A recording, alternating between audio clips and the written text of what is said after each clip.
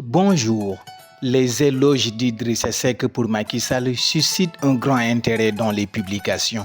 Les propos fort élogieux tenus par l'ancien Premier ministre Idrissa Seck à l'égard du président de la République ont été largement commentés par les quotidiens parvenus vendredi à l'agence de presse sénégalaise. La presse s'est appesantie sur l'intervention du président du Conseil économique, social et environnemental Idrissa Seck, un opposant devenu allié de Macky Sall depuis novembre 2020.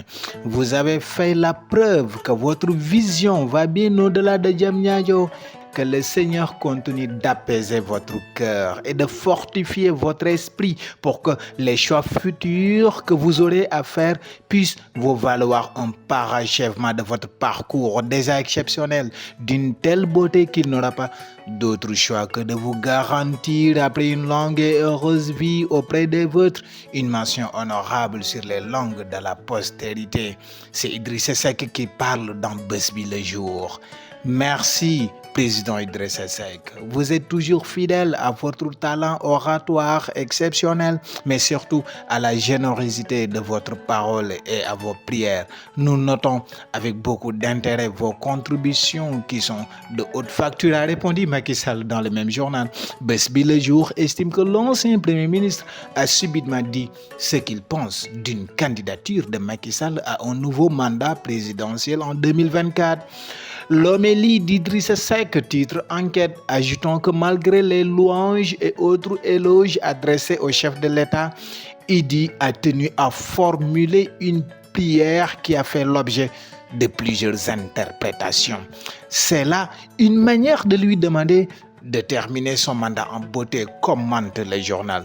Sur un ton sarcastique, Idrissa Seck, alors opposant, se plaisait à déclarer que la vision du président Sall ne dépassait pas Diamniadio, rappelle Tribune, en souvenir du reproche fait à Macky Sall par l'ancien Premier ministre de ne construire que Dakar et de la nouvelle ville de Diamniadio aux dépens des autres régions du pays. Depuis lors, beaucoup d'eau a coulé sous les ponts, pour ne pas dire que beaucoup de mbourou ak sow a coulé dans les gosiers, note le journal, une allusion faite à une célèbre plaisanterie, considérant que l'alliance scellée par Macky Sall avec l'opposant Idrissa Seck sera au peuple sénégalais ce que la mixture de pain et de lait caillé peut procurer au palais comme goût.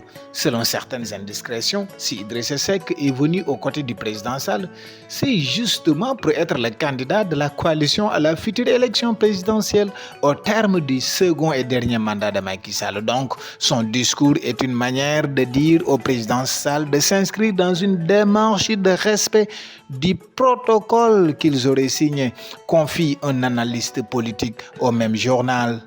Les propos d'Idrissa Seck font écrire à Walf Quotidien que leur auteur balise le chemin de la retraite au président de la République.